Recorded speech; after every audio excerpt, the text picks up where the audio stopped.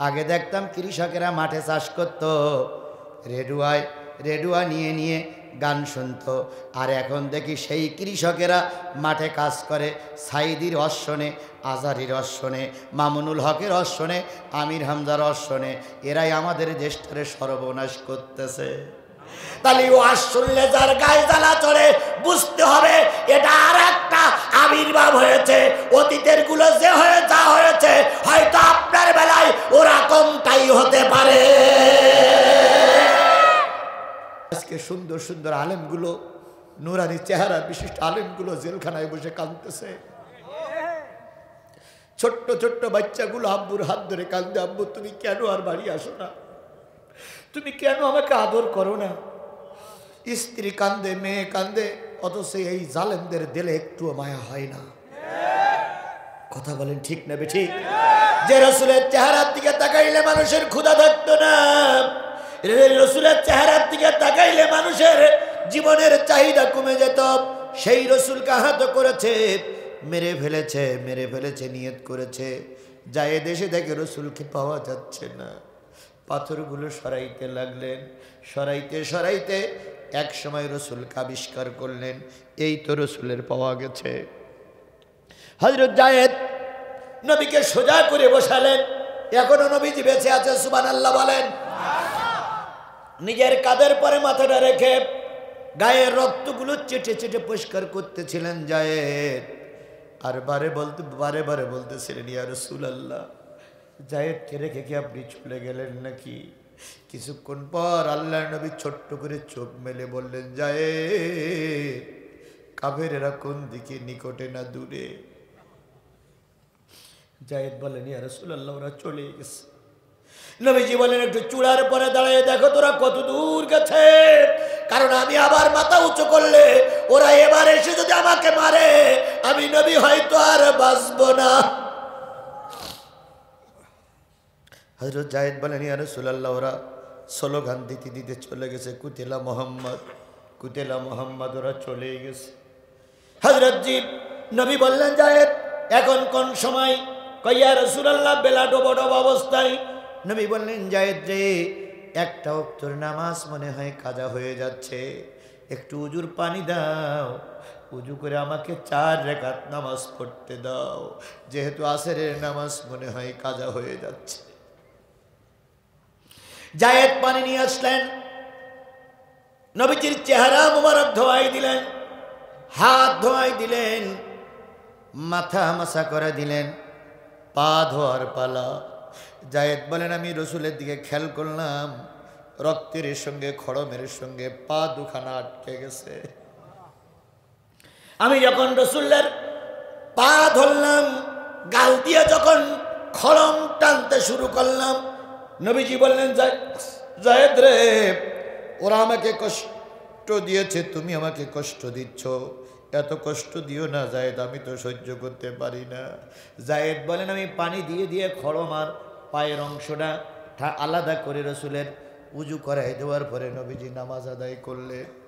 নামাজের পরে যখন একটু আকাশের দিকে তাকালেন, দেখলেন গোটা তায়েফের বড় বড় পাহাড়গুলো ঘুরতেছে, আর জিবরিল ওখানে বসে বলতেছে, ইয়া রাসূলুল্লাহ, একবার হুকুম দেন, তায়েফবাসীদেরকে পাথর চাপা দিয়ে সব ধ্বংস করে দেব। নবীজি এবার জিবরিলকে বললেন, জিবরিল, আমি তো প্রতিশোধ নেওয়ার জন্য আসিনি, আমি মানুষকে মারার জন্য আসিনি, আল্লাহ আমাকে পাঠিয়েছে মানুষের জন্য রহমত করে। জোরে বলেন ঠিক না বেঠিক? সুতরাং ও পাহাড়, ও জিবরিল, সবাইকে যদি ফিসে ডালা করে মেরে দাও, আমি কালেমার দাওয়াত কার কাছে পৌঁছাবো? নবীজি জীবনের সন্ধিক্ষণে দাঁড়িয়ে, মৃত্যুর সন্ধিক্ষণে দাঁড়িয়ে এত বিপদে পড়েও কারোর প্রতিশোধ নেন নাই। তিনি আমার নবী, আপনার নবী। কথা বলেন ঠিক না বেঠিক? সেই দয়ার নবীর নামে, দয়ার নবীর উপরে দুরূদ আর সালাম সবাই বলছি সাল্লাল্লাহু আলাইহি ওয়াসাল্লাম। আমার বন্ধুগণ, আমার প্রিয় ভাইরা, আমার প্রিয় তারাশবাসী, কি শোনার জন্য এতক্ষণ পর্যন্ত বসে আছি? আমরা কিসের থেকে আলোচনা করতেছি? সেই কোরআন থেকে আলোচনা করতে চাই। আপনারা কি সময় দিবেন? কতক্ষণ কতক্ষণ সময় দিবেন? সারা রাত। সারা রাত, সারা রাত সময় আপনিও দিবেন না, আমিও নিব না।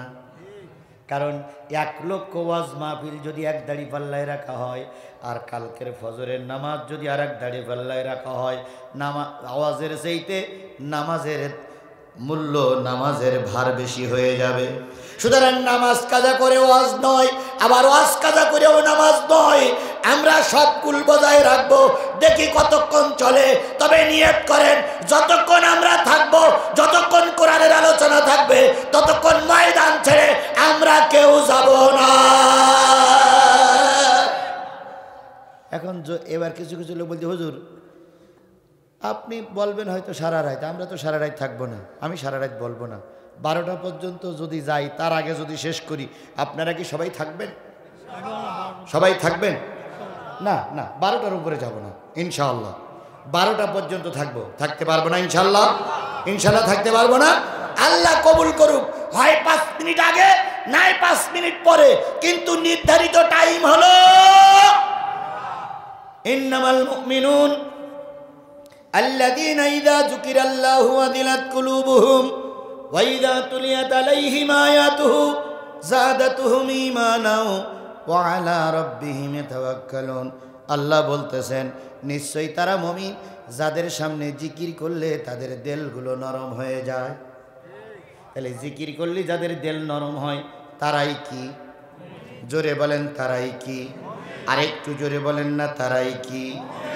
যাদের সামনে জিকির করলে তাদের দিল কি হয়ে যায়? জিকির মানে কি? এই মুসলমান আমার দিক খেয়াল করেন, জিকির মানে কি? কার স্মরণ? কোন জায়গায়? কোন জায়গায়? কোন জায়গায়? সব জায়গায়।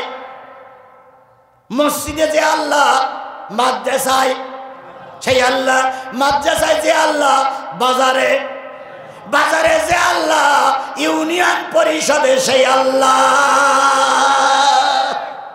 ইউনিয়ন পরিষদে যে আল্লাহ, জাতীয় সংসদে, জাতীয় সংসদে যে আল্লাহ, বঙ্গভবনে। এই বিশ্বাস যদি আমার থাকতো, জাতীয় সংসদের পবিত্র চেয়ারে বসে কোনো বিয়াদব অপবিত্র কথা বলতে পারত না। জনগণের টাকা দিয়ে বেতন খাও, জনগণের টাকার পয়সায় তেল কেন, জনগণের টাকার পয়সায়।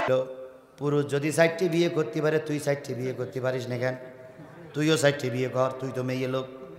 পুরুষ হাফ প্যান্ট পরে রাস্তায় ঘুরে বেড়ায়, গেঞ্জি গায়ে দেয়, তুইও ঘর।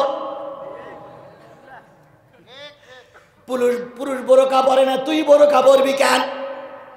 পুরুষ নারীদের ধর্ষণ করে, তুইও পুরুষই ধর্ষণ কর।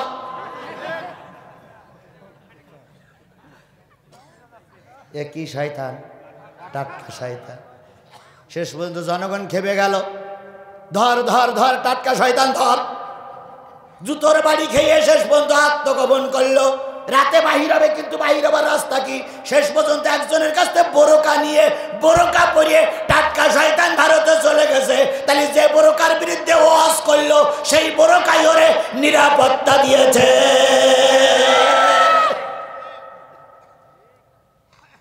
দেখলেন তো বোরকা কি উপকার করতে পারে?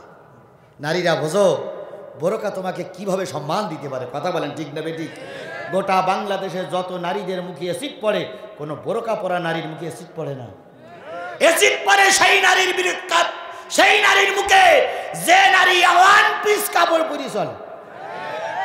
আগে ছিল 4 পিস, তারপর মানি না, বিসমিল্লাহ মানি না, চর্ম নাই, চর্ম নাই, টর্ম নাই, গোনার সময় নাই, সময় নাই, হেফাজত টাইম নাই, টাইম নাই। আবার টুপি মাথায় দিয়ে মসজিদে দিয়ে ওয়াজ করলো। কথা বলেন ঠিক না বেঠিক? শেষ পর্যন্ত এমন এক মেয়ের নিয়ে ধরা পড়লো, বাংলাদেশে জায়গা হলো না। রাতের অন্ধকারে পালাই চলে গেল কোথায়? কানাডায়। কানাডার সরকার বলল, তুই এমন এক বাজে কথা বলেছিস, ঢুকতে দেব না। গেল আবুধাবিতে, সেখানেও ঢুকতে পারল না। শেষ পর্যন্ত চোরের বেশে ছিল রাজা, চোরের বেশে দেশে আসলো। এখন কোথায় আছে তার খুঁজে পাওয়া যাচ্ছে না। কোরআনের বিপক্ষে কথা বললে এমনটি হয়। সর্বশেষে আর একজনের আবির্ভাব হয়েছে, বাড়ি তার কুষ্টিয়ায়। উনি বলতেছে, আগে ছোটবেলায় দেখতাম পালা গান হতো, যাত্রা গান হতো, মেয়েরা নাচতো, খুব ভালো লাগতো। এখন দেখি পালা গানও হয় না, যাত্রা গানও হয় না, সেই সব জায়গায় মৌলবীরা ওয়াজ করিয়ে বেড়ায়। আর একটা জিনিস উনি বলেছেন, আগে দেখতাম কৃষকেরা মাঠে চাষ করতো, রেডুয়া নিয়ে নিয়ে গান শুনতো। আর এখন দেখি সেই কৃষকেরা মাঠে কাজ করে, সাইদির অশ্বনে, আজারির অশ্বনে, মামুনুল হকের অশ্বনে, আমির হামজার অশ্বনে। এরাই আমাদের দেশটারে সর্বনাশ করতেছে। তাহলে ওয়াজ শুনলে যার গায়ে জ্বালা চড়ে, বুঝতে হবে এটা আর একটা আবির্ভাব হয়েছে। অতীতের গুলো যে যা হয়েছে, হয়তো আপনার বেলায় ওরকমটাই হতে পারে। তাহলে কোরআন শুনলে যাদের দিল নরম হয় তারা কি? আর কোরআন শুনলে যাদের গায়ে জ্বালা চড়ে, আল্লাহর ভাষায় হয় ওরা কাফের, নাই ওরা মুনাফিক। আলেমেরা পাশেই আছে, চিন্তার কোনো কারণে ভুল ভাল ব্যাখ্যা করলে ওনারাই ধরবেন। কিছু কিছু লোক তো জানে না, বোঝে না, হুট করে ঠেলে ওঠে। যদি বলা হয়, ওই হুজুর কোরআনের কথা বলেন, তুই কোরআনের কথা কি বুঝিস রে দুলা ভাই? এশার নামাজ পড়িস নি? সন্ধ্যেবেলাতে 3 বার পেশাব করেছিস, একবার পানি নিসনি? তুই কোরআনের কথা কি বুঝিস? অথচ ওরাই আমাদের সবক দেয়, কোরআনের কথা বলেন, হাদিসের কথা বলেন। আমি তো কোরআন হাদিসের কথাই বলতেছি। জিকির করলে যাদের দিল নরম হয় তারা মুমিন, আর এই জিকির শব্দটা যারা সহ্য করতে পারে না, ওরা হলো কাফেরের চামচা, কাফেরের বাচ্চা।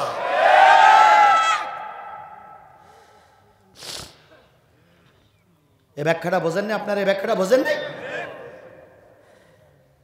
ওয়াইজা তুলিয়াত আলাইহিম আয়াতুহু যাদাতুহুম ঈমানা, যখন তাদের সামনে কোরআনের ব্যাখ্যা করা হয় তখন তাদের ঈমান বৃদ্ধি পায়। আলা রাব্বিহিম তাওয়াক্কালুন, এরা রবের উপরে ছাড়া কারোর উপরে তাওয়াক্কুল করে না। তাহলে কোরআন শুনলে দিল নরম হয় তারা কি? আর কোরআন শুনলে যাদের গাত্র দয় তারা হয় মুনাফিক, নাই কাফের। জোরে বলেন ঠিক না বেঠিক? তাহলে আমি আলোচনা করার জন্য তেলাওয়াত করেছি সূরা মুমিনুন। কোন সূরা? এই মুমিনুন থেকে আলোচনা করব। যদি এই আলোচনা শুনলে কারোর গা জ্বালা করে, বুঝতে হবে ওর জন্মের সময় কোন বাতিল রক্ত, কোন খারাপ রক্ত ওর শরীরে ঢুকেছে, ওর বাবার বৈধ রক্ত শরীরে ঢুকি নাই, এই জন্য কোরআন ওর ভালো লাগে না। পাশেই আছে ওটা, দেখবেন আমাশা রোগীর মতন উসপিস করতে লাগবে, মনে হয় যেন ওর পায়খানার বেগ গেছে। পাশের আর এক লোক জিজ্ঞেস করে, কি ভাই ওরাম করতেছ কেন? কই আইছিলাম একটা ইউসুফ নবীর কাহিনী শুনতে, কিন্তু যে আলোচনা করতেছ তা বাড়ি যাওয়াই ভালো, ওর রক্তের সমস্যা আছে, এই জন্য কোরআন হাদিস ওর ভালো লাগে না, যাত্রা গান ভালো লাগে। কথা বলেন ঠিক না বেঠিক? সুতরাং আপনাদের যদি রক্তের সমস্যা না থাকে, বুঝতে হবে আল্লাহর কোরআন আপনার ভালো লাগবে। আর যদি ভালো না লাগে তাহলে বুঝতে হবে কোথাও না কোথাও সমস্যা আছে। কারণ মুসলমান কোরআন ভালো লাগবে না, এরকম মুসলমানের দাম আল্লাহর কাছে 1 পয়সাও নাই।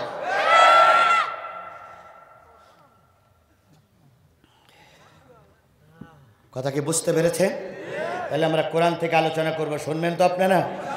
যারা যারা শুনবেন না, যারা যারা থাকবেন না, তারাই হাত তোলেন তো,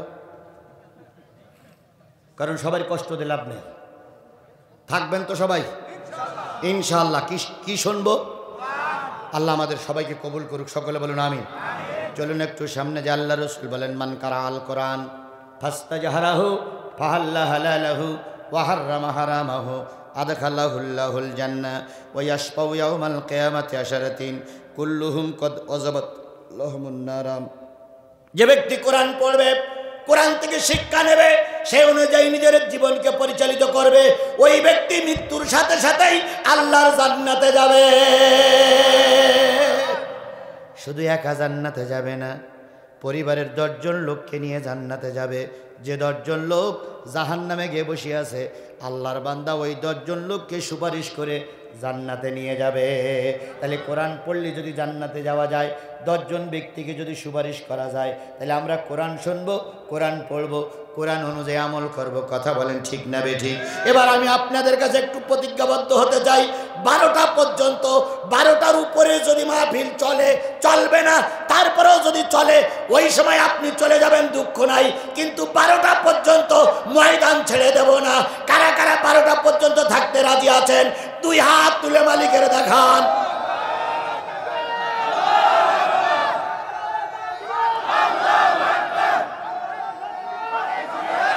আল্লাহ আল্লাহ এই হাতগুলোরে কবুল করুক। সকলে বলুন আমিন। আর একটু জোরে বলেন আমিন, আরো জোরে। যুব সমাজ কোরআনের মাহফিল দিচ্ছে। কোন সমাজ? যুব সমাজ কোরআনের মাহফিল দিচ্ছে। যুবকরা মাহফিল দিয়ে ঋণগ্রস্ত হোক, আগামীকাল মাইকওয়ালা টাকা দিতে পারবে না, যুবকরা পরের কাছ থেকে হাওলাত করে টাকা দিয়ে মাইকওয়ালাদের পরিশোধ করুক, এটা কি আপনারা চান? এই যুবকরা আগামী বছর আরো বড় আকারের মাহফিল দিয়ে আমির হামজান নিয়ে আসবে, অথবা আজহারি নিয়ে আসবে, অথবা মামুনুল হকের নিয়ে আসবে, এটা কি আপনারা চান? চান? এখন চাইতে গেলে তো মুখি মুখি চালি হবে না, কান্না কান্না করা যায় কিন্তু টাকা দেওয়া যায় না। এতক্ষণ আর শুনতেছেন খুব সুললিত কণ্ঠে, না এ হুজুরটা ভালো, এ হুজুরটা ভালো, শেষ পর্যন্ত যাব। যদি বলি এখন 20টা টাকা দিতে হবে, তখন বলেন হুজুর পেশাব করে আসি, পরে দেখা করবে না, ওই যে যাবে ফজরের আগে আর আসবে না। তাহলে টাকা চালি কিছু লোক চলে যায়, আছে না নাই? ওটা আপনার পাশেই আছে।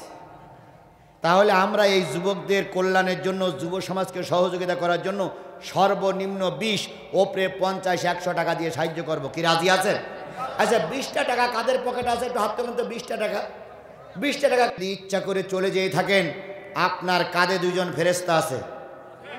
এই ফেরেশতারা কিয়ামতের দিন বলবে, আল্লাহ আজিজুল ইসলামের আলোচনা সবাই শুনেছিল, এই কয়েকজন লোক শুনিনি, আপনার বিরুদ্ধে ফেরেশতা সাক্ষী দেবে।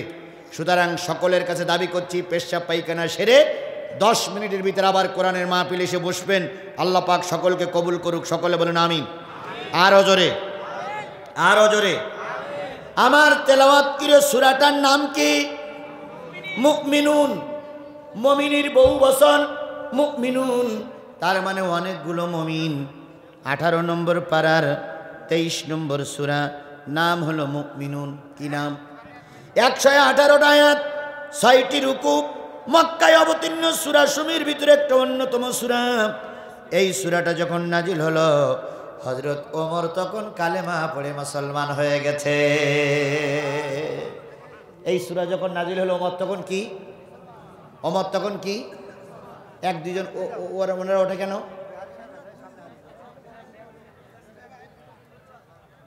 এই ছেলেরা, তোমাদের টাকা তোলা হয়ে গেছে, এবার এক জায়গায় রেখে দাও, পরে গুনবা। এখন বসো, সবাই বসে, এবার সবাই কোরআন শরীফ শুনতে হবে। যুবকেরা বসো। তোমরা শুধু ঘুরে ঘুরে বেড়াবা তা হয় না, তোমাদেরকে বসতে হবে, কারণ তোমাদের উদ্দেশ্য সহজ হবে। তোমরাই যদি নামাজ না পড়ো তাহলে লোক নামাজ পড়বে না, এই জন্য তোমাদের উদ্দেশ্য সহজ হবে। বসো, সবাই বসো। শুধু যুবক ওয়াজ দিলে হবে না, এটা গান বাজনার মতন একটা একঘেয়েমি কথা নয়, এটা শিক্ষার কথা। এখান থেকে শিক্ষা নিয়ে আগামীতে তোমাদের এই কায়দায় চলতে হবে। কথা বলেন ঠিক না বেঠিক? আমি যুবকদের জন্য প্রাণ খুলে দোয়া করি, এই যুবকরাই কনসার্ট দেয়, এই যুবকরা পরের মেয়ে নাচায়, এই যুবকরাই যাত্রা গান দেয়, সেই যুবকরা আজকে বুকে ব্যাস দিয়ে আল্লাহর কোরআনের মাহফিল দিচ্ছে। এতে যারা সহযোগিতা করবে, এরাই ওদেরকে উৎসাহ দান করলো, এরা ওদের সঙ্গে জান্নাতি হবে। আর এদেরকে পিছনে ফেলাই যারা সমালোচনা করে বাড়ি ফিরে যাচ্ছ, আল্লাহর কসম কৈফিয়ত আল্লাহর কাছে দেওয়া লাগবে। আমি তোমার কবরে যাব না, তুমি আমার কবরে যাবা না, তোমার কবরে তোমাকেই যেতে হবে, তোমার কবরে তোমার হিসাব দিতে হবে। বউ ছেলে বিলে চিরজীবন কবরে যাবে না। এই যে ঘরে যে টানটা নিয়ে লেপের কলমলাতে শুয়ে থাকবা, এ ঘরও তোমার কবরে যাবে না, একদিন কবরে যাওয়া লাগবে। এখনো সময় আছে, যা যা পেশাব পায়খানার জন্য গিয়েছিলেন আসুন, আমি আপনাদেরকে নিয়ে 12টার আগে শেষ করার জন্য চেষ্টা করব। যদি 12টার আগে শেষ না হয়, 12টার উপরে যাব না ইনশাআল্লাহ। আমার ভাইয়েরা, সূরাটা যখন নাজির হলো, ওমর তখন কি হয়ে গেছে? জোরে বলেন কি হয়ে গেছে? আল্লাহ রসুল দারুণ একটা বিপদে ছিলেন। কেউ যখন তার কালেমা গ্রহণ করতে চায় না, চারিদিকে শুধু অত্যাচার আর অত্যাচার, নির্যাতন আর নির্যাতন, সারাদিন রসুল ফাঁকায় বেরোতে পারে না। পেঁচা যেমন সারাদিন কোনো গর্তের কুটুরিতে থাকে, আল্লাহর নবী সারাদিন দরজা জানলা বন্ধ করে ঘরের ভিতরে থাকতেন। সন্ধ্যার পরে নবী একা একা মানুষের বাড়ি দাওয়াতি কাজ করতেন। এরপরে কেউ বা রসুলকে মারত, কেউ বা রসুলকে গলা ধাক্কা দিত, কেউ বা রসুলকে রাস্তায় ফেলাই দিত। আল্লাহর নবী আহত অবস্থায় ঘরে ফিরতেন। এমত অবস্থায় নবী দোয়া করলেন, আল্লাহ দুই ওমরের এক ওমরকে মুসলমান বানায়া দাও। কয় ওমর? মুসলমান কয় ওমর? এক ওমরের নাম আছে ওমর বিন খাত্তাব, আর এক ওমরের নাম বলেন ওমর ইবনে হিশাম। তার মানে উনি হলো মিস্টার আবু জেহেল। দুই ওমরের এক ওমরকে মুসলমান বানায়া দাও। ঘটনায় যাচ্ছি না, আমাদের ওমর ইবনে খাত্তাব মুসলমান হয়ে গেল। সুবহানাল্লাহ বলেন। হযরত ওমর রসুলের কাছে যাতায়াত করা অবস্থায় হঠাৎ করে একদিন দেখলেন রসুলের চোখ দুটো বড় বড় হয়ে গেছে, গায়ের পশমের গোড়া দিয়ে ঘাম বাইর হচ্ছে। নবীজির পরে এখন ওহীর আলামত বোঝা যাচ্ছে। হযরত ওমর সহ কিছু লোক দূরে সরে গেলেন। কিছুক্ষণ পরে ওহীর আলামত কেটে গেল। নবীজি এবার আল্লাহর কাছে দোয়া করতে চায়, আল্লাহ আমি এবং আমার উম্মতের বেশি বেশি দাও, কম কম দিও না। আয় আল্লাহ আমার উম্মতকে মাফ করে জান্নাতে দাও, জাহান্নামী করো না।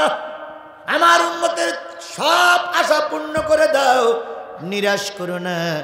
অনেকগুলো কথা বলার পরে নবীজি যখন ফারেক হলেন, তখন হযরত ওমর জিজ্ঞেস করলেন, ইয়া রাসূলুল্লাহ ওহীর আলামত কেটে গেছে, কোন সূরা নাজিল হলো? নবী তখন বলেন, ওমর রে, উম্মতের জন্য আল্লাহ পাক সূরা মুমিনুনের 10টা আয়াত নাজিল করে দিয়েছে। কয়টা? জোরে বলেন কয়টা? এই 10টা আয়াতের ভিতরে কিছু গুণ আছে, এই গুণগুলো যারা অর্জন করবে তারাই জান্নাতুল ফেরদাউসে যাবে। ওয়াল্লাযীনা হুম আলা সালাওয়াতিহিম ইউহাফিজুন উলাইকা হুমুল ওয়ারিসুন আল্লাযীনা ইয়ারিসুনাল ফিরদাউসা হুম ফিহা খালিদুন।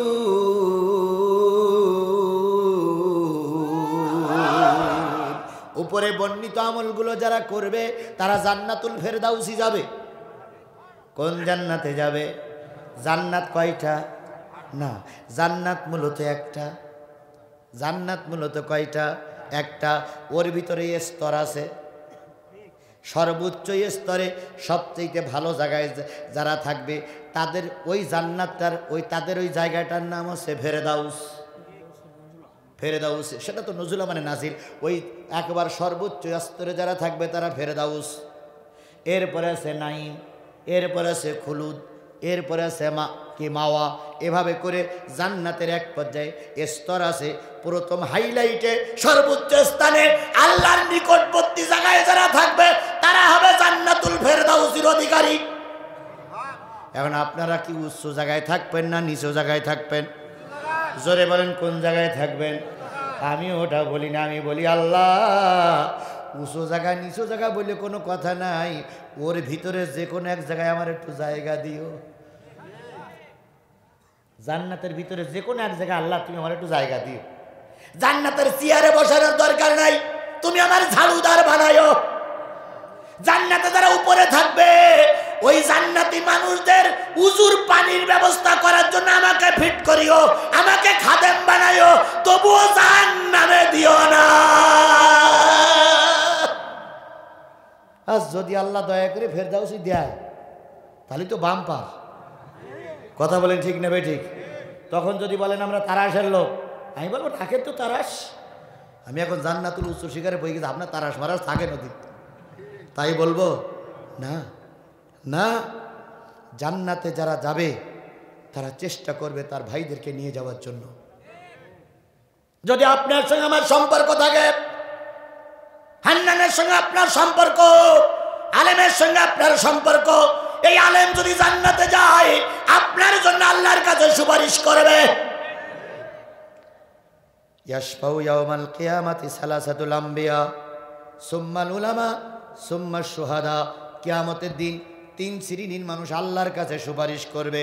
প্রথম সুপারিশ করবে নবীগণ, তারপরে সুপারিশ করবে আলেমগণ, তারপরে সুপারিশ করবে শহীদেরা। আজকে সেই আলেমরা জেলখানায়, আর যত শয়তান প্রকৃতির লোক আমার সমাজে ঘুরে বেড়ায়। আগে দেখতাম পীরের দরবারে গেলে বেনামাজি নামাজি হয়ে বাড়ি ফিরত, আর এখন দেখি পীরের দরবারে নামাজি গেলে বেনামাজি হয়ে বাড়ি ফেরে। আগে দেখতাম পীরের সামনে দাড়ি, এখন দেখি পীরের পিছনে দাড়ি।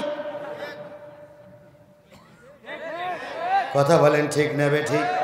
আর মাঝে মাঝে এক এক উঠভাট গান গায়। এই গান গেয়ে মানুষের ইমান হারা করে দেয়।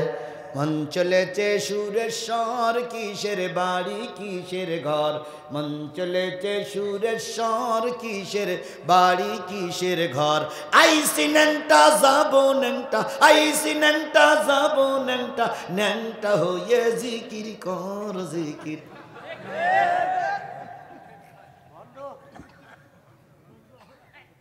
কথা বলেন ঠিক না বেঠিক? পানি গড়গড়াইয়া পড়তাছে, বাবা আমার ডাকতাছে। আয় রে মানিক আমার বুকে আয়, দিলের ভিতর আছে প্রাণ, তার ভিতরে মেশিন গান। ভান্ডারি বাবা আমায় পাগল বানাইছে। আর ওদের পিছনে আমরা ঘুরতেছি, আলেম ওলামার পিছনে আমরা ঘুরি না। যে কয় বাবা একটা ছেলে দাও, বাবা একটা মেয়ে দাও, বাবা কয় 15 দিন থাক, ছেলে অথবা মেয়ে নিয়ে বাড়ি যাবি। বাবার কাছে 15 দিন ছাগলের মতন বউ দিয়ে আসে, আর বাবা প্রতিদিন রাত্রিতে সবক দেয়। কি সবক দেয় বোঝেন? পরে 15 দিন পরে এসে বাড়ি এসে বলল, আমি মা হতে চলেছি, আর তুমি বেটা সেটা মেনে নাও, তোমার একটু লজ্জাও করে না। এরকম ভণ্ড পীর আমার সমাজে অলিতে গলিতে জন্ম নিয়েছে। কথা বলেন ঠিক না রে ঠিক? সারা জীবন চুল কাটে না, মাথায় সাবানও দেয় না, চুলির সঙ্গে ময়লা একসঙ্গে হয়েছে জট। বড় বড় বাবলা, বড় বড় বট গাছের শিকড়ের মতন ঝুলিয়ে পড়িস, এদিক দুটো ওদিক তিনটে। এরপরে দাড়িতে ওই একই অবস্থা, দাড়ি জীবনে চিরুনি লাগায় না। তারপরে ভুরুর নিচে গোব আর দাড়ি একাকার হয়ে গেছে। দাড়ির নিচে, ভুরুর নিচে, গোবের নিচে আছে বগলের খানিকটা চুল, লম্বা হয়েছে 1.5 হাত, কোনো দিন কাটে না। আর একটু নিচে নামলে সেখানেও কিছু চুল পাওয়া যাবে, সেটাও কাটে না। এরা হলো মারভতি। কি বলেন এরা? কি এরা কয় কোরআন হলো 90 পারা, 30 পারা হুজুররা পাইছে, আর 30 পারা আমরা পাইছি, আর 30 পারা এখনো লৌহ মাহফুজে আছে। এরা 90 পারা কোরআন শরীফ বানায়। কথা বলেন ঠিক না বেঠিক? এরা হলো ভণ্ড, এরা হলো প্রতারক। খালি সুপারিশ করবে কয় গ্রুপ? নবী, আলেম, শহীদ। অথচ দেখা যায় আজকে সেই আলেম নবীদের পক্ষের লোকদেরকে আমরা হাজত খাটাচ্ছি, জেল খাটাচ্ছি, আলেম ওলামাদেরকে অপমান করতেছি। আর বাংলাদেশের যৌন কর্মীরা রাজপথে ঘুরে বেড়াচ্ছে, বাংলাদেশের মদখোরেরা ঘুরে বেড়ায়, আর আলেমেরা জেলখানায় বসে বসে কান্দে।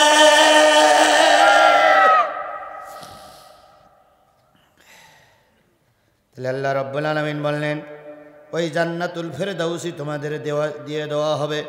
ওপরের গুণ যারা, গুণগুলো যাদের ভিতরে আছে, তাদের প্রথম গুণ বলতে যে আল্লাহ পাক বললেন, কদ আফলাহাল মুমিনুন, নিশ্চয়ই মুমিনেরা সফল কাম। মুমিনেরা কি কাম? জোরে বলেন কি কাম? এখন বলুন তো, মুমিনের বিপদ বেশি না কম? জোরে বলেন বেশি না কম? কেন বেশি? ভালো ছাত্রের পরীক্ষা হয় কঠিন, ভালো ছাত্রের পরীক্ষা হয় কঠিন।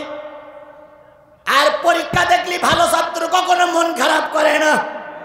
কিন্তু আমার দেশের নেতারাও যা, স্কুল কলেজও তাই, এখন ছাত্ররাও তাই। নেতারা ভোট ছাড়া পাশ করে যায়, ছাত্র পরীক্ষা ছাড়া ক্লাস উঠে যায়। আর এনারা মনে করতেছে নামাজ ছাড়া আমরা ভেস্তে চলে যাব, কারণ সব জায়গায় যখন গুলুট ওখানেও গুলুট মারব। গুলুট মারবে ওরা। কিয়ামতের দিন আল্লাহ বলবে নামাজি আলাদা হয়ে যাও, বেনামাজি আলাদা হয়ে যাও। তা কিছু গুলুট মারা বেনামাজি ওই নামাজির কাতারে ঢুকে পড়বে, হাদিস শরীফ আছে। এখন ওখানে যেয়ে এইবার ওদের সঙ্গে বলবে ভাই কিছু যেন বলি না, পিছন দিক দাঁড়াই, আল্লাহ যদি হুকুম করে তোমাকে সঙ্গে আমরাও যাবো। এন্ড ফেরেশতা আল্লাহর কানে কানে লাগবে, আল্লাহ ওই লোকের পিছনে যে লোকটা আছে ও বেনামাজি। আল্লাহ ওই 3 নম্বর লাইনে 27 নম্বর লোকটা বেনামাজি। আল্লাহ ওই 36 নম্বর লাইনের 37 নম্বর লোকটা বেনামাজি। আল্লাহ 49 লাইনের 61 নম্বর লোকটা বেনামাজি। আল্লাহ বলবে তোরা দেখলি আল্লাহ দুনিয়া চিনি তো আমরা, এরা বেনামাজিরা নামাজ পড়তে যাইতে হবে। আল্লাহ বলবে আচ্ছা চুপ কর, এই নামাজির কাতারের ভিতরে কোনো বেনামাজি আসো নাই?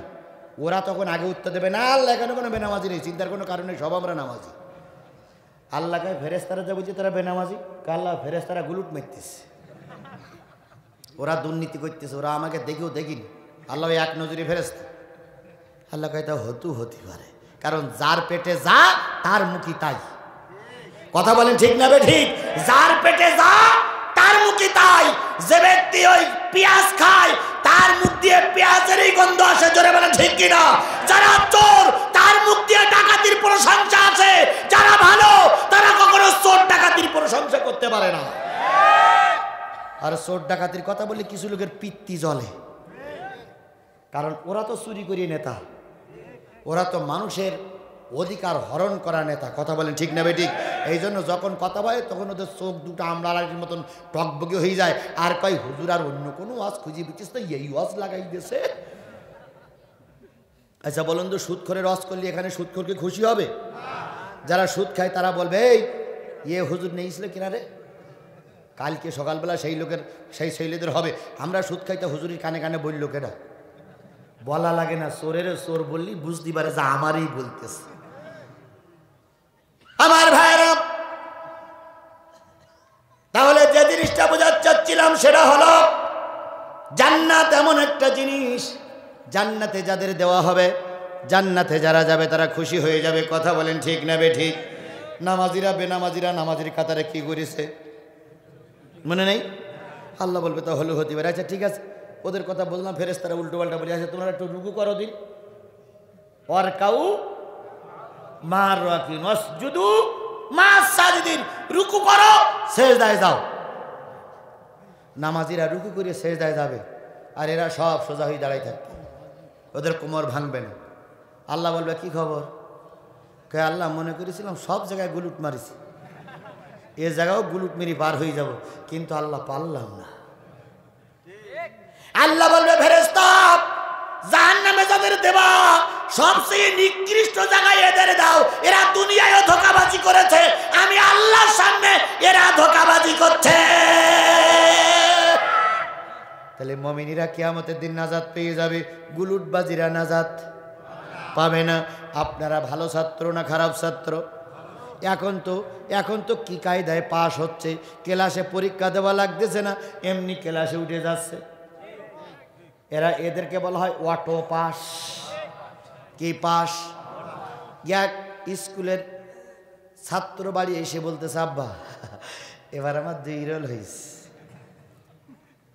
আব্বা বলতে আলহামদুলিল্লাহ সুবহানাল্লাহ জাযাকাল্লাহ কইরা, আল্লাহ তুমি বরকত দাও, আল্লাহ তুমি রহমত করো, আল্লাহ আমার ছেলে এত ভালো হয়ে গেছে আমি তো জানতাম না, আল্লাহ আল্লাহ আল্লাহ তুমি রহমত করো।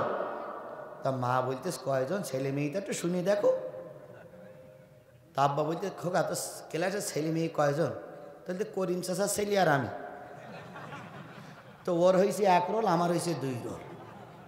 আব্বা তখন ঠাস করে এক চড় মেরে বলতে ছাত্র 2 জন, তো 2 রোল হবে না তো কয় রোল হবে? আমাদের অবস্থা হয়েছে তাই। কথা বলেন ঠিক না বে ঠিক? কেউ নেই মাঠে, একাই একাই ওনারা ফাস্ট হয়ে যাচ্ছে। তুমি যদি এতই জনপ্রিয়তা হও সবাইকে নিয়ে ময়দানে নামো, সবাইকে নিয়ে ময়দানে খেলো, দেখি তুমি কতটুকু খেলা করতে পারো। খেলা হবে, কিন্তু ওনারা একা একা খেলার জন্য ব্যস্ত। তুই একা একা খেললি তো 1 রোল হবেই। কথা বলেন ঠিক নেবে ঠিক।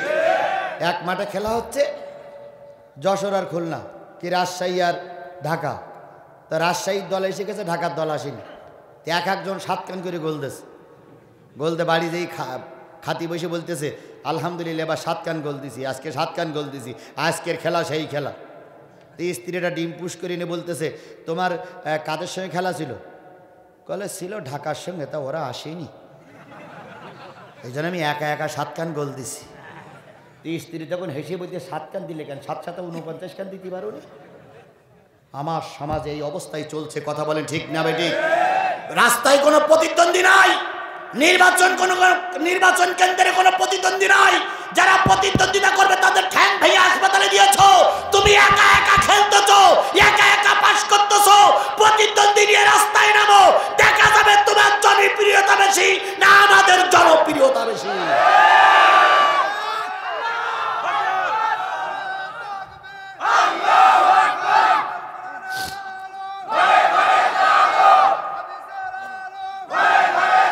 কি কায়দায় কয় হুজুরদের, কি কায়দায় কয় হুজুরদের দলে লোক নেই? আছে কি না আছে, দুইটা জিনিস কন্ট্রোল করো। আমরা কোরআন নিয়ে রাস্তায় নামবো, পুলিশ আমাদের গুলি করবে না।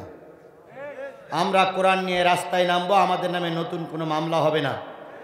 এই দুটো জিনিসের নিশ্চয়তা দিয়ে দেখো যে কোরআনের পক্ষে লোক আছে না নয়। গোটা তারাসুল্লাপাড়া সলঙ্গার মুসলমান যদি রাস্তায় নামে 4.5 কিলোমিটার গাড়ি চলবে না, সব গাড়ি মুসলমানদের পদধ্বনির কারণে বন্ধ হয়ে যাবে। আর কি কায়দায় কয় হুজুরদের দলের লোক নেই? বলুন তো, মিজানুর রহমান আজারি, এনার জনপ্রিয়তা আর বাংলাদেশের প্রধানমন্ত্রী দুইজনের জনপ্রিয়তা কি এক? আজারি যদি সলঙ্গায় আসে, তারাশে আসে, কয় লক্ষ লোক হতে পারে? কমপক্ষে 10 লক্ষ লোক হবে। কথা ঠিক নেবে ঠিক? 10 লক্ষ লোক একজন ব্যক্তির ওয়াজ শোনার জন্য আসবে। আর আপনারা যদি সব নেতাগুলো একজোট হয়ে উল্লাপাড়ার কোন ময়দানে আসেন, 20-30টায় 50,000 লোক হবে, তার বেশি হবে না। তাহলে কার জনপ্রিয়তা? কোরআনের জনপ্রিয়তা কি আপনাদের জনপ্রিয়তা? আপনারাই বোঝেন। আমরা 2 ঘন্টা ওয়াজ করি, আমরা 2 ঘন্টা আলোচনা করি, জনগণ চাতক পাখির ন্যায় শোনে। 2 ঘন্টা আলোচনা করে ছেড়ে দিলেই পর আমাদের মোনাজাত ভেঙে আরো ওয়াজ করতে হয়, হুজুর আরো বলেন, আরো বলেন। আর আপনি এত জনপ্রিয়তা নেতা, যেই 1 মিনিট শেষ হয়ে যায় সেই নিচেতে বলে বন্ধ করো, বন্ধ করো, বন্ধ করো, নেমে যাও।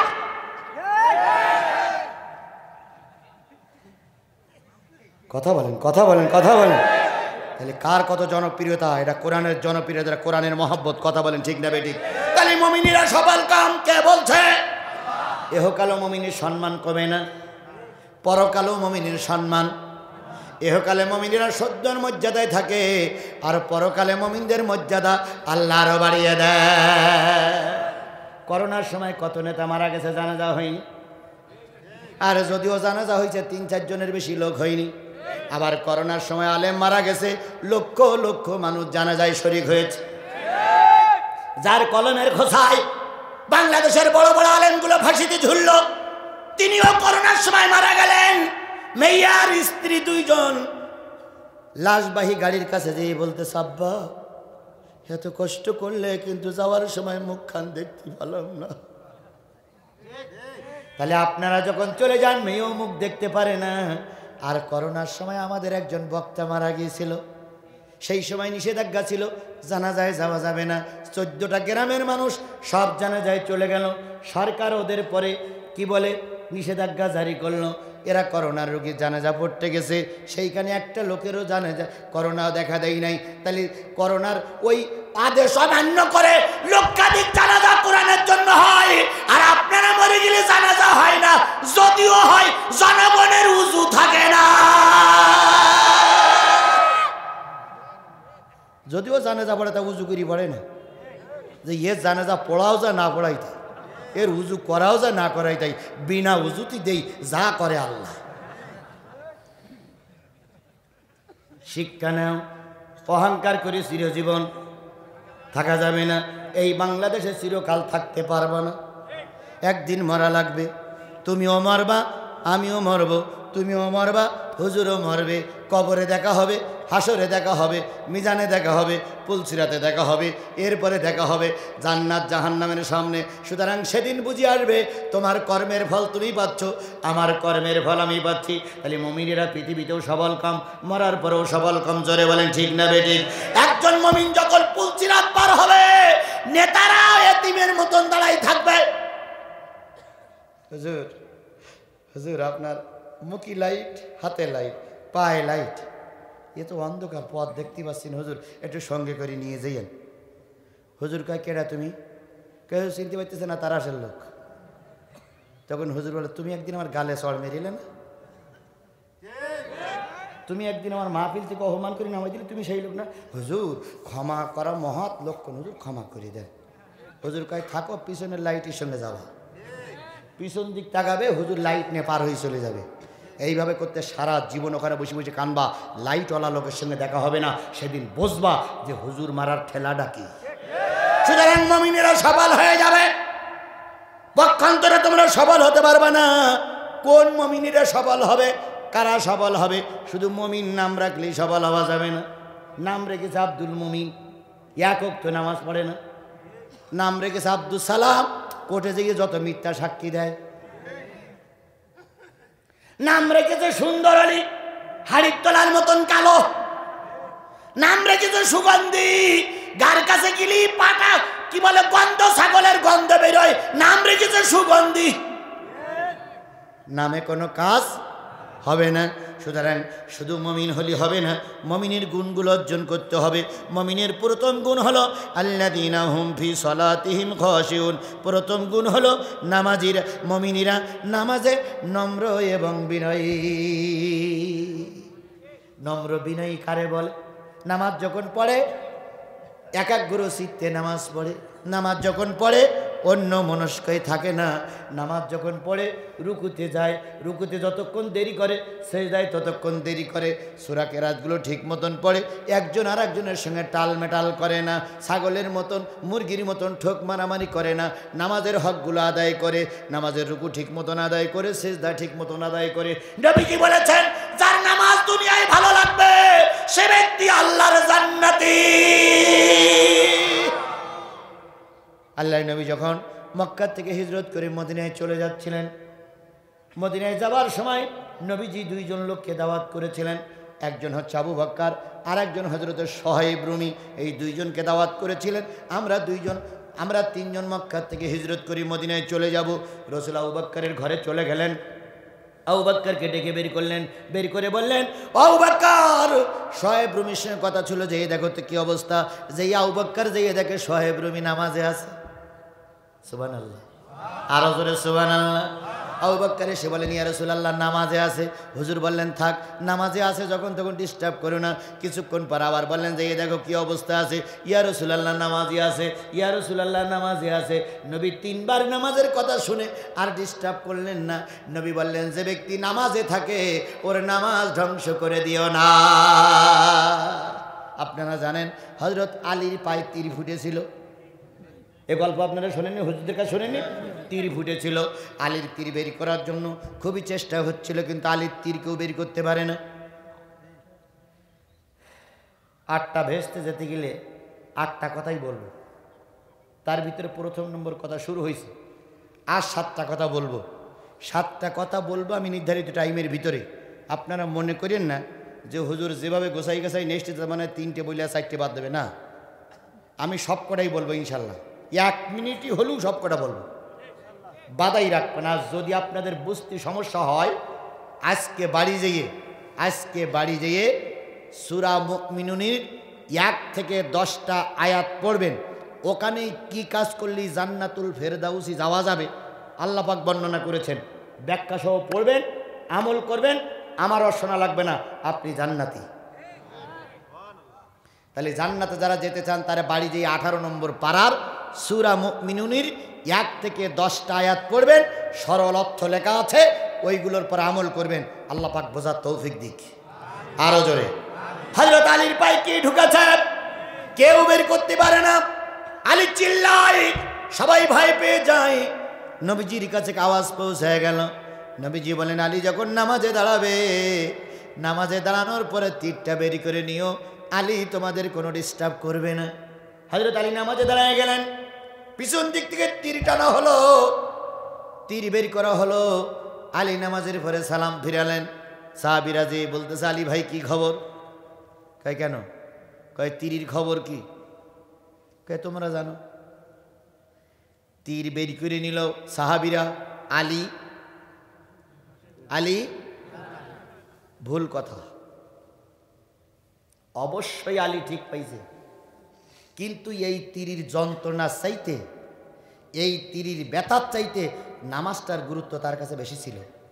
হ্যাঁ হয়েছে, দাঁড়ান দাঁড়ান বাজান, ছেলেদেরকে বলি বাজান, তোমরা আমাদের সোনার মানিক, অনেক কষ্ট করে পাড়ার থেকে কালেকশন করে করে মাহফিল দিয়েছ।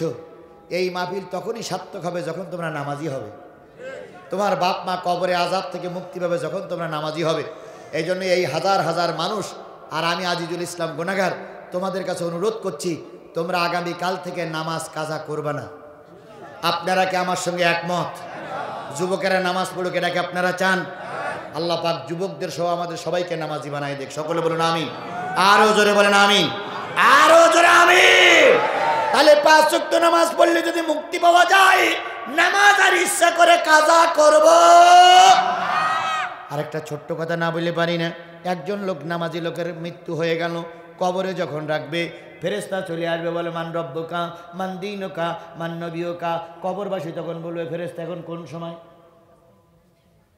ফেরেশতা তখন বলবে মাগরিবের সময়, এখনো হয়নি, আসরের পর তোরে কবর দেশে, আসরের নামাজ পড়ে তোরে কবর রেখে গেল। ওই মুদ্দার ব্যক্তি বলবে, ফেরেশতা একটা ওয়াক্ত নামাজ কাজা হয়ে যাচ্ছে, একটু উজুর পানির ব্যবস্থা করো। ফেরেশতা তখন উজুর পানির ব্যবস্থা করবে। আল্লাহর বান্দাবান্দি কবরে দাঁড়িয়ে আসরের নামাজে দাঁড়িয়ে যাবে, আসরের নামাজ পড়তে থাকবে, কবর প্রশস্ত হয়ে যাবে। আসরের নামাজ বসি পড়ুক আর দাঁড়িয়ে পড়ুক, নামাজের নিয়ত করবে। নামাজের 4 রাকাতের সালাম ফিরানোর আগে ইসরাফিল সিংহায় ভুৎকার দেবে। আর একটু জোরে বলুন না সুবহানাল্লাহ। আল্লাহ রসুল বলেছেন, সর্বশেষে যে ব্যক্তি মৃত্যুবরণ করবে তাকে কমপক্ষে 50,000 বছর কবরে থাকা লাগবে। কয় বছর? 50,000 বছর। গোটা পৃথিবীর লোক মৃত্যুর পরে আল্লাহ 50,000 বছর একা একা থাকবে, কারোর পাশে রাখবে না। ফেরেশতা টেরেশতা সব মারা গেছে, আল্লাহ একলা চেয়ারে বসে থাকবে। কয় বছর? 50,000 বছর আল্লাহ একলা বসে থাকবে। 50,000 বছর পরে ইসরাফিল তৈরি করবে, সিংহায় ভূ দেবে। ওই ব্যক্তি নামাজে আসে, হঠাৎ করে যখন নামাজ থেকে ফারেক হবে, ফারেক হওয়ার পরে দেখবে যে কিসের একটা হৈ হুল্লোড় শব্দ হচ্ছে। উনি জিজ্ঞেস করবে, কিরে কিসের শব্দ হয়, কিসের শব্দ? কবরের ওই ফেরেশতা বলবে, কিয়ামত শুরু হয়েছে। সুবহানাল্লাহ। ওই মুদ্দার ব্যক্তি বলবে, আমি শুনেছিলাম লক্ষ লক্ষ বছর কবরে থাকতে হবে, এখন আমি তো এখনো 4 রাকাত নামাজ শেষ করতে পারিনি, তার আগে কিয়ামত শুরু হলো, কি বলতেছো ফেরেশতা? ফেরেশতারা তখন বলবে, তোমার 4 রাকাত নামাজে আল্লাহ পাক 4 লক্ষ বছর পার করে দিয়েছে। কোনো হিসাব নিকাশ হবে না। সুতরাং নামাজ নামাজ নামাজ সকলের কাছে দাবি করলাম, যতদিন বেঁচে আছি নামাজ কাজা করব। আল্লাহ পাক আপনাকে আমাকে কবুল করুক। সকলে বলুন আমিন। আল্লাযীনা হুম আনিল লাগবি মুরিদুন। একজন মুমিন বেফাস কথাবার্তা বলবে না, বেহুদা কথাবার্তা বলবে না। মুমিনের মুখ দিয়ে ভালো কথা বাহির হবে, মুমিনের মুখ দিয়ে খারাপ কথা বাহির হবে। ঠিক আছে তো? মুমিনের মুখ দিয়ে খারাপ কথা বাহির হবে না, বেফাস কথাবার্তা বাহির করবে না, মুমিন মুখ খারাপ করবে না, মুমিন গালিগালাজ করবে না। আর যারা জান্নাতে যেতে চায় আল্লাহ পাক তাদের মুখ দিয়ে কোনো খারাপ কথা বাহির করবে না। মুমিনের আরেকটা গুণ হচ্ছে ওয়াল্লাযীনা হুম লিযাকাতি ফাইলুন। মুমিনের টাকা পয়সা বেশি হলে যাকাত গুনে গুনে আদায় করে। মুমিন যাকাতের ব্যাপারে কোনো পিছপা হয় না। মুমিন যাকাত দানের ব্যাপারে কোনো রকম কৃপণতা করে না, গাফিলতা করে না।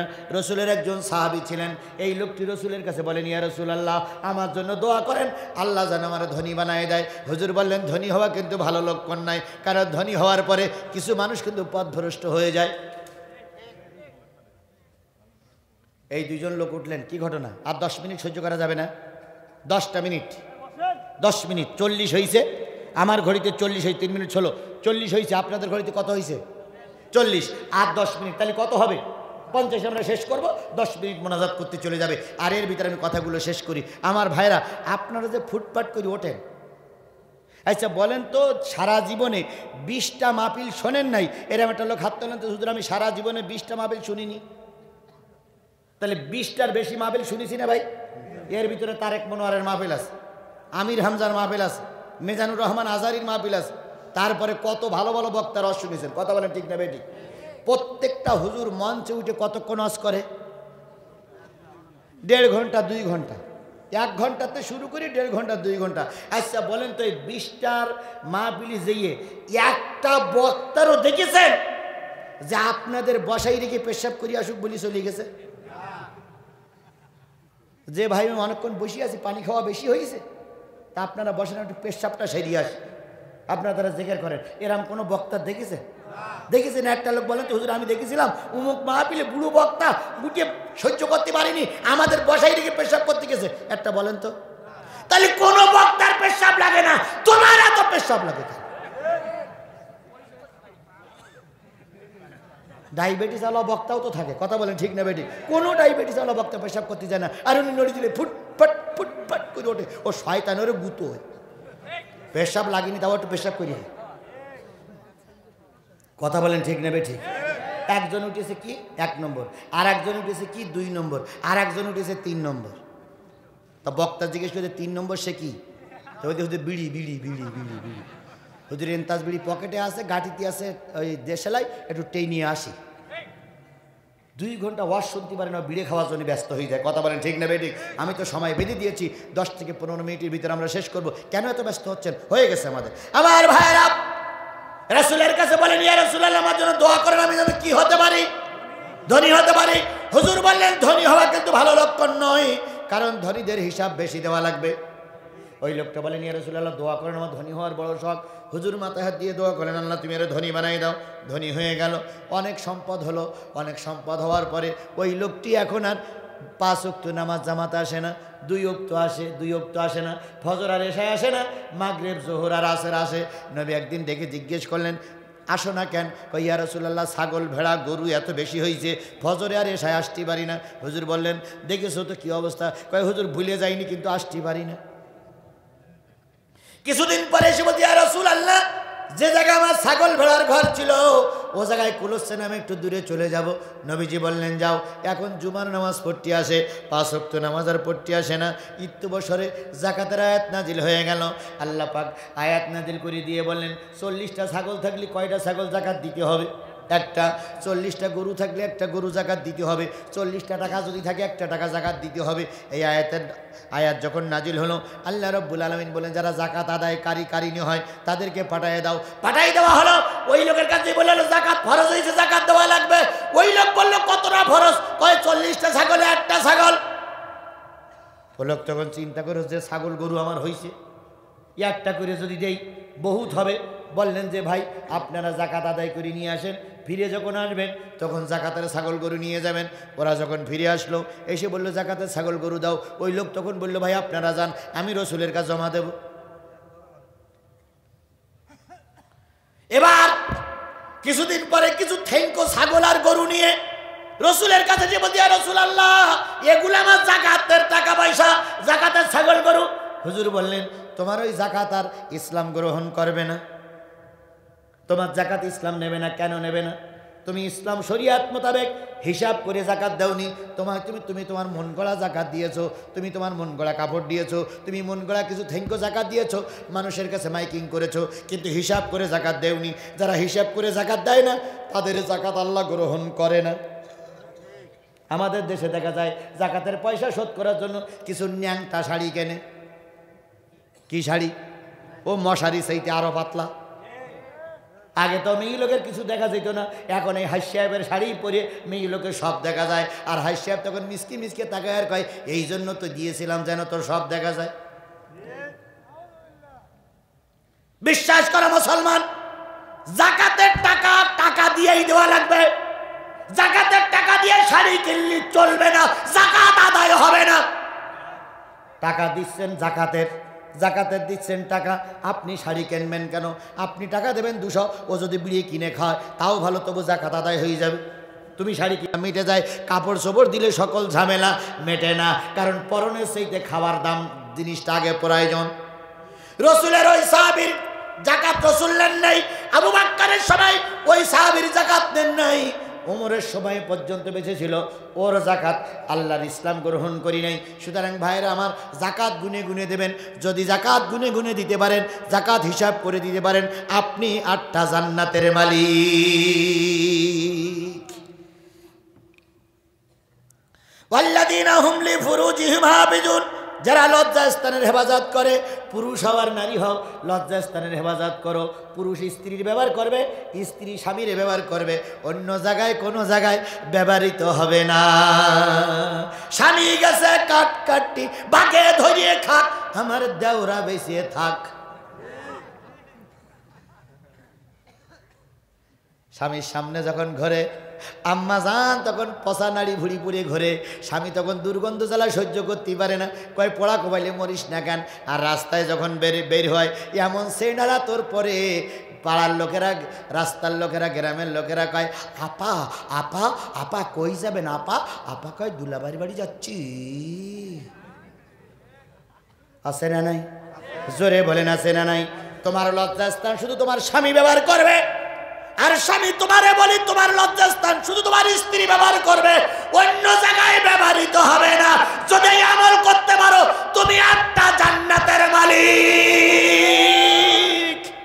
যারা লজ্জাস্থানের হেফাজত করে তারা যাবে জান্নাতে। কথা বলেন ঠিক কিনা বেঠিক? ইল্লা আলা জওয়াজিহিম আও মা মালাকাত আইমানুহুম ফাইন্নাহুম গায়রু মালুমিন। হ্যাঁ, স্ত্রী আর কৃতদাসের সঙ্গে লজ্জাস্থানের ব্যবহার করা যাবে, কিন্তু এখন কৃতদাসের প্রথা সমাজে চালু। এখন শুধু স্ত্রীর সঙ্গে যদি তুমি যৌন কাজ করো, তুমি তিরস্কৃত হবে না, সমাজে তোমার কেউ তিরস্কার করবে না। এই জন্য নারীদেরকে বলি তোমার স্বামী, স্বামীদেরকে বলি তোমার স্ত্রী, অন্য জায়গায় ঘোরাঘুরি করিও না, জান্নাত পাবা না, জান্নাত পাবা না। জান্নাত পাইতে গেলে লজ্জাস্থানের হেফাজত করো। নবীজি বললেন, যেই ব্যক্তি 2 উরুর মাঝখানের স্থানকে হেফাজত করবে, 2 গালের ভিতরে একটা জিহ্বা আছে, এই জিহ্বারে হেফাজত করবে, আমি রসুল তার জান্নাতের জন্য হেফাজতকারী, আমি তার জান্নাতের জন্য জিম্মাদার। বসেন বাবা, হয়ে গেছে, এখনই দেওয়া হবে। তা আমি তার জান্নাতের জন্য হেফাজতকারী। সুতরাং আমরা লজ্জাস্থানের হেফাজত করব, জিহ্বার হেফাজত করব। আল্লাহ পাক কবুল করুক, সকলে বলো আমিন। এই 2 জায়গায় ছাড়া অন্য কোন জায়গায় যদি গুলু জুলু করে, তাকাতাকি করে, চোখ মারামারি করে, এরা হবে সীমা লঙ্ঘনকারী। নির্বাচনের সময় এসে বলতেছে, ভাই এবারের মার্কা হুক্কা মার্কা, হুক্কা মার্কায় দিলে ভোট, শান্তি পাবে দেশের লোক। হুক্কার চরিত্র ফুলের মতন পবিত্র, হুক্কা আছে যেখানে আমরা আছি সেখানে, হুক্কা ছিল যেখানে তোমরা ছিলে সেখানে, হুক্কা এখন কবরে, তোমরা কেন উপরে? কথা বলেন ঠিক না বেঠিক? যার দল করবা, যার সাপোর্ট করবা, যার ভোট দেবা, যার অফিসে বসে চা খাবা, যার পিছনে মিছিল করবা, যার পিছনে স্লোগান দেবা, ও যেখানে যাবে তুমিও সেখানে যাবা। চা খেয়ে খেয়ে তো গালে জিব্বা পুড়িয়ে গেছে। বাড়ি যেয়ে একটু ঝালের বেগুন খাইছে, স্ত্রী কয় হ্যাঁ করিছা কেন? কই নেতা চা খেয়ে আমার জিভ পুড়িয়ে গেছে। যে নেতার চা খেয়ে জিব্বা পুড়ে যাও, ওই নেতা যদি দোজকে যায় তুমিও দোজকি, ওই নেতা যদি ভেস্তে যায় তুমিও ভেস্তি। সামনে পরীক্ষা আসতেছে, পরীক্ষায় বসবা কেডা ভালো আর কেডা মন্দ। ইমানি পরীক্ষা দিতে সামনে এলো নির্বাচন, দেখে শুনে দিও সমর্থন দেশের জনগণ, দেখে শুনে দিও সমর্থন। ইমানি পরীক্ষা দিতে সামনে এলো নির্বাচন, ইমানি পরীক্ষা দিতে সামনে এলো নির্বাচন, দেখে শুনে দিও সমর্থন দেশের জনগণ, দেখে শুনে দিও সমর্থন। 50 বছর ভোট দিলা মূলে কিছু পাইলা না, পাইলা শুধু নির্যাতনার জীবন ভরা লাঞ্ছনা। 50 বছর ভোট দিলা মূলে কিছু পাইলা না, পাইলা শুধু নির্যাতনার জীবন ভরে লাঞ্ছনা। অতীত থেকে শিক্ষা নিয়ে নতুন ভাবে কর জীবন, অতীত থেকে শিক্ষা নিয়ে নতুন ভাবে গড় জীবন। দেখে শুনে দিও সমর্থন দেশের জনগণ, দেখে শুনে দিও সমর্থন দেশের জনগণ, বুঝে শুনে দিয়ে সমর্থন। ইমানি পরীক্ষা দিতে সামনে এলো নির্বাচন, বুঝে শুনে দিও সমর্থন দেশের জনগণ, বুঝে শুনে দিও। আল্লাহ হেফাজত করুক, সকলে বলুন আমিন। ওয়াল্লাযীনা হুম লিআমানাতিহিম ওয়া আহদিহিম রাউন, যারা আমানত এবং ওয়াদা রক্ষা করে। আমানত আর ওয়াদা রক্ষা করে। আমানত মানে নিরাপত্তা। বিগত 5টা বছর একটা আমানত আপনার কাছে ছিল, সেটা হইল ভোট।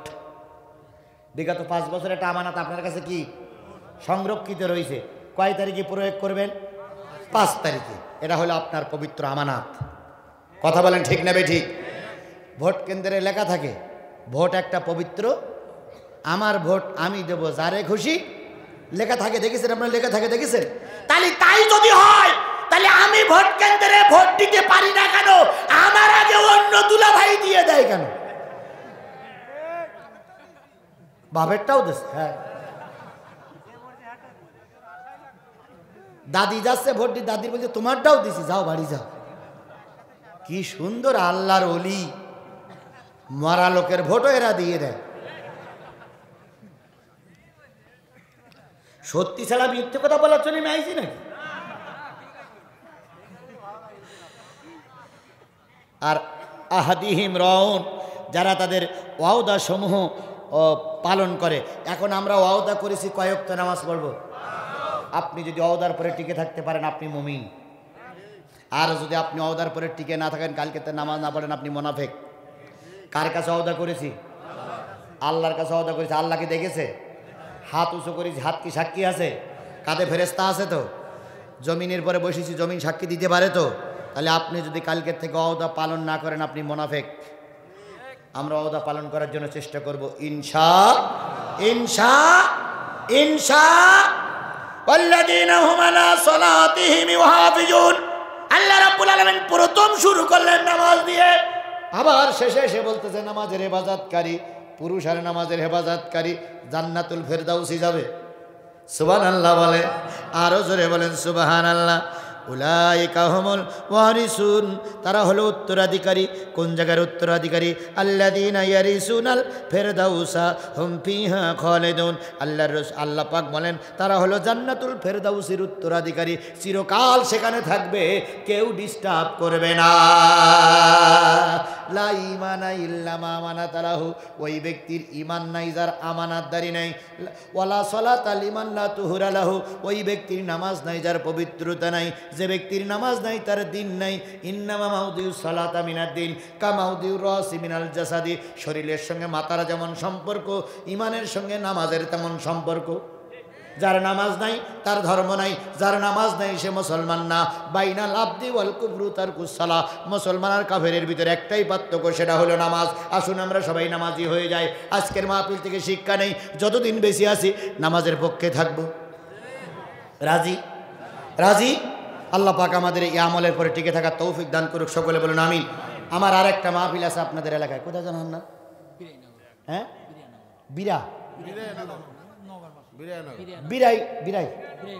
বিরাইনগর। কত তারিখ? 12ই ফেব্রুয়ারি, নওগাঁ হাটের পাশে বিরাইনগর। 12ই ফেব্রুয়ারি মনে রাখবেন। আজকের থেকে দাওয়াতি কাজ করবেন।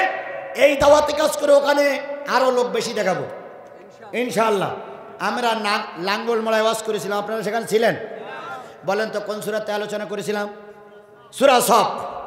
আজকে কোন সূরা থেকে আলোচনা করেছি? ওই দিন আর একটা সূরা থেকে আলোচনা হবে ইনশাআল্লাহ, সূরা লোকমান। আচ্ছা হবে, তোমার কথাই চেষ্টা করবে ইনশাআল্লাহ। ওইখানে আলোচনা হবে, আপনারা সকলে ওইখানে দলে দলে লোক উপস্থিত হবেন। রাজি আছেন?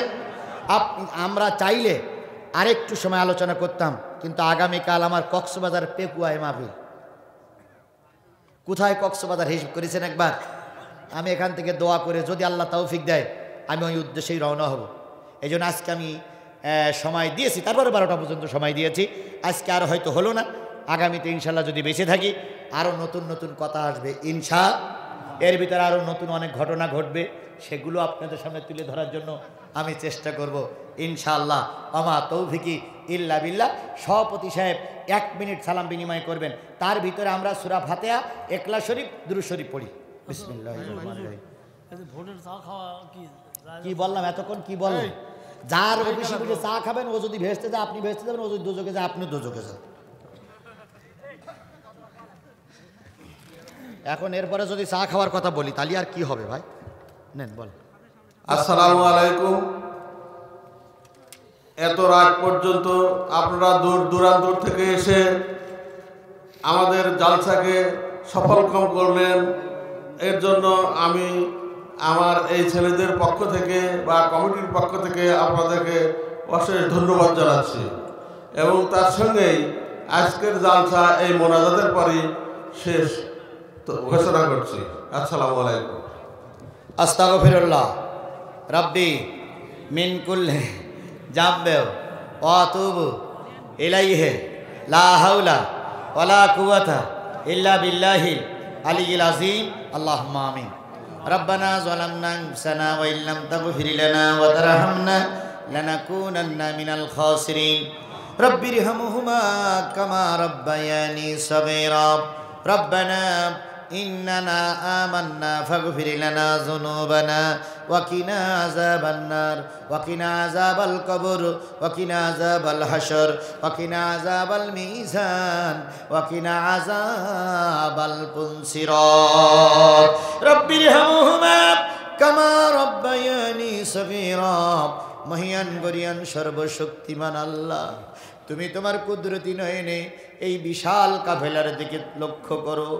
প্রত্যন্ত অঞ্চল যেখানে নির্বাচনমুখী মানুষ, কে কার পক্ষের প্রার্থীরে পাশ করাবে তাই নিয়ে ব্যস্ত, সেই সময় একদল টকবকে যুবক, অধিকাংশ সবাই প্রায় যুবক, যুবকেরা চাঁদা তুলে পয়সা তুলে বাড়ি বাড়ি চাউল কালেকশন করে রাস্তায় দড়ি ধরে টাকা উঠায়া গান বাজনা না দিয়ে কোরআনের মাহফিল দিয়েছে। রব্বুল আলামিন এই কোরআনের মাহফিল আমাদের সকলের নাজাতের ওসিলা বানায়া দাও। আজকের সভাপতি মুরব্বী ডান পাশে বসা আলেম সবাইকে নিয়ে আল্লাহ তোমার কুদরতি দরবারে হাত তুলেছি।